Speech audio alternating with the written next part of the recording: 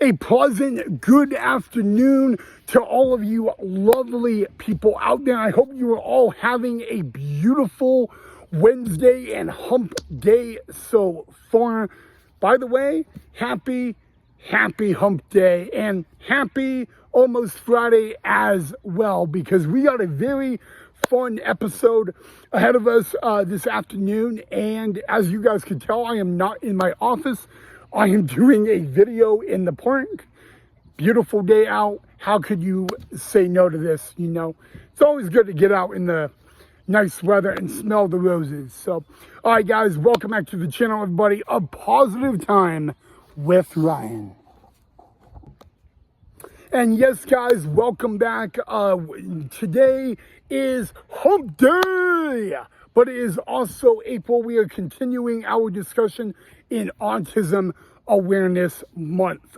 Before we get into it, I want you guys to save the date for Monday, April 21st. That is going to be the day where I start sharing my life journey with autism. So save that date. Again, Monday, the 21st of this month, I will start sharing my life journey with autism. Save the date.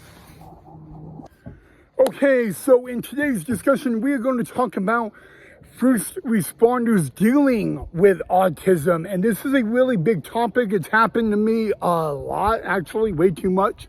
But we're going to talk about how a first responder can go on a call where someone with autism is present, whether that person is the person that they need to be attended to or what. We're going to talk about that. So let's get into first. So let's start with a 911 operator and how a 911 operator could be on the line with someone with autism. I'm going to try to keep this short, but it's pretty, it can be tough. Again, there are 4 different levels of autism. So depending on it, it's really hard to know as a 911 operator how and what level of autism someone would be on if they were calling. I want you to understand you need to ask them the same questions you would ask anybody that would be calling 911. Stuff like, what is your name? What is your address? What do you need? Like, do you need fire, medical, police, all that sort of stuff.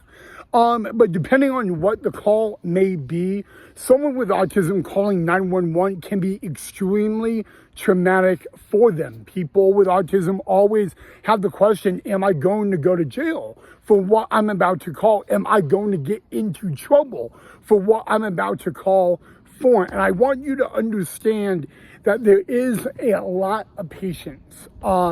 You got to understand, put it in this way. If they aren't autistic and all of that, it can be very tough. Understand that, like, even if someone is calling 911 because this person with autism is having a psychotic meltdown, I want you to know that it is very important that if you are calling 911 for someone with autism, you let the 911 operator know that they have autism. That is because that whoever is going to respond, whether it is EMS, fire, or police, it will be noted right in the radio to that call, whoever is responding, that the person they are about to deal with is autistic.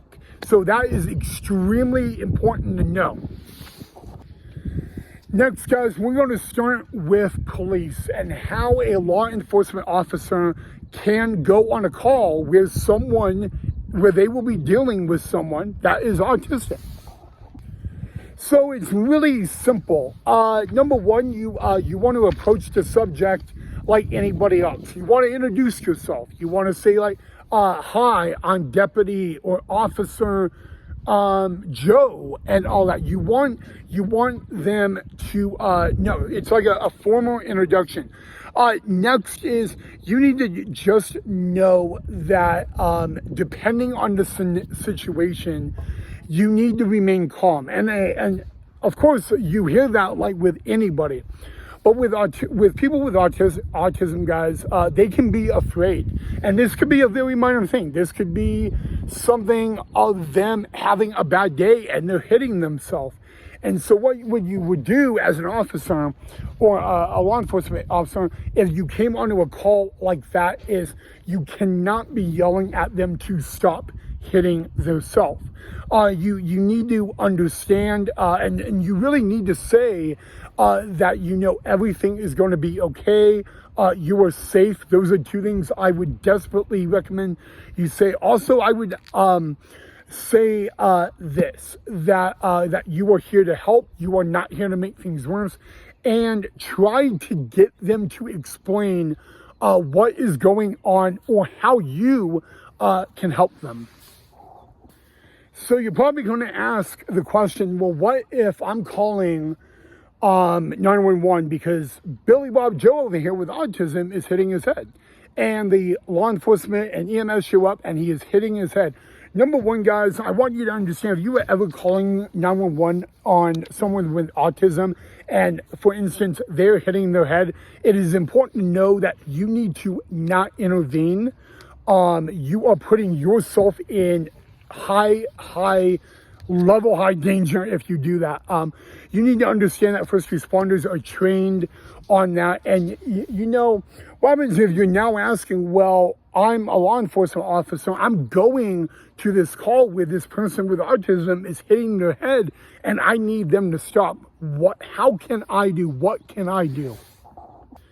In this scenario, it's pretty tough because a lot of times when officers get onto a call like that where someone is hitting their head, punching their head, and they are not stopping, it's really hard.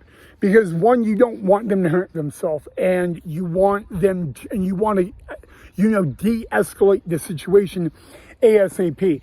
And I've seen a lot of officers having to handcuff someone with autism just to get them to, calm down a little bit. Well, it's important to know that if the handcuffs come necessary, you explain that they are, it is for their safety. And all of that. Now, I understand a lot of people with autism hit their head. We've had that discussion on that. It is usually a form of communication. They cannot say or explain how they are feeling or what is going on. But, with first responders, you want to make sure that if this happens, that person is safe. They are not injuring themselves. They are not going to be able to hurt themselves or any other people. But it is important that you guys know, as a law enforcement officer, if you ever know that you're going to a call where that call is going to be dealing with someone with autism, you understand what you're going to have to do. You're going to have to explain something a little differently. But it's important to know that you are not there to be mean. You are there to help in any way, sort of form. And when it comes to firefighters or EMS or EMTs, it's very similar to the same thing. You need to make sure that you explain enough to where they can understand that you are there to help them and all that. It may be, this is really a tool that I've had to, that anyone, like when cops have been called on me because I'm self-harming or whatever, they've had to switch. It's called what they call reverse psychology. And it is really where you, as a first responder, you take a moment and you don't talk about the situation. You get to know them. Like, you want to, for instance, tell me what your favorite movie is, favorite music. You're trying to distract them from this situation. And really, that could be a good way of de-escalating the situation. There have been times that first responders have gotten a call to someone with autism, and they get there, and this autistic person is going crazy, and in a matter of a minute and a half, they go from crazy to calm just like that. And it's all because of how you communicate. Like I said, right at the beginning of the month when we started this topic, communication is 1,000% key. You're not always going to be able to calm them down. That is true. I'm not going to hide that and deny it. But you would be very surprised that maybe you didn't get them to calm down completely, but you got them to calm down a little. And you got to take the note with the positive, okay? People with autism, they don't always communicate like everybody else. I know a lot of people with autism that if you are not family, they will not speak to you. They will want to write it down and all of that. And literally people have a problem with that. And there's no issue with that. Like I said, with autism, there is nothing wrong with being different. It is okay to be different, and all of that. But, knowing that if you're going to call a first responder because of someone with autism, make sure that you say that they are autistic. It is very important for whether it's EMS, firefighter, or police. It is important to know that they know that the subject they are going to need to deal with is autistic, and all of that. And if there is any keys to how to work with them, make sure you let them know as well. But it can be very difficult. But what I've heard from a lot of cops and all that is they tell me that they were happy they were able to calm me down and all that. And I'm not gonna lie, with someone who has autism, it's never fun when you have the cops called on you because you're hitting your head or you're out of control. It really isn't. But it really, and it can be very scary, and all that. And then it surprises me that in 1 minute I'm freaking out and all that, and then within a few moments later they're here and it's a whole new ball game. They were able to talk to me, maybe get me separated from the situation and be able to calm me down. That is very important. Anytime that happens, anytime you can de-escalate the situation is a really good thing. But just to understand that everybody with autism, every case is different, and all of that. And if you ever suspect that someone is autistic, please do not make the assumption, please do not make the judgment, and do not make the call. Make sure you get them tested before you go any further. So yeah, I really hope that helps in a way and all that. So if you guys have any questions about what I just discussed, feel free to leave it down below in the comment section and I can re-explain it immediately to the best of my ability. I would really appreciate that. But other than that, I have one other major announcement regarding a former guest on this channel, my very own sister, Monta. So, in case you did not watch my interview with my sister Marta, that was on June 3rd of last year. Please go, if you want to see that interview, go to check that out. 1 week from today, she will be 19. Yes, the big 19. And time flies when you have a beautiful, lovely sister. So probably 1 week from today, we will be having a 2-episode day. I will be doing an episode on my sister, and I will then do another episode as we continue Autism Awareness Month. So I just wanted to give you guys a heads up about that. And I'm going to end the episode as save the day on Monday of this month. On Monday of April 21st to 21st of this month, I will be discussing my life journey with autism. We will probably be breaking it down by category each day. So I won't be doing it all in one day because that is going to be way too long.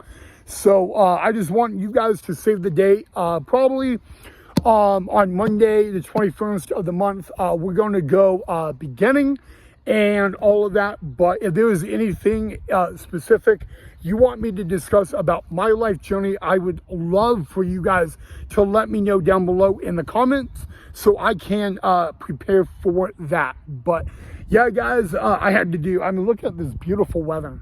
Had to come to the park today to do the episode. It's lovely. So, all right, guys, hope you guys enjoyed the video. If you did, make sure you do me a favor, hit that like and that thumbs up.